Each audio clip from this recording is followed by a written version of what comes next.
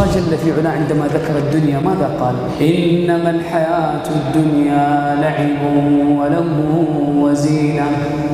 وزينة وتفاخر بينكم وتكاثر في الأموال والأولاد كمثل غيث أعجب الكفار نباته ثم يهيج فتراه مصفرا ثم يكون حطاما وفي الآخرة عذاب شديد لمن عصاه ومغفرة من الله ورضوان لمن تاب إليه وآمن بالله عز وجل.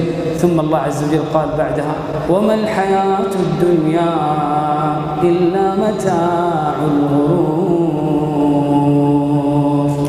الله عز وجل يقول هو الذي جعل لكم الأرض ذلولا فامشوا في مناكبها وكلوا من رزقه وإليه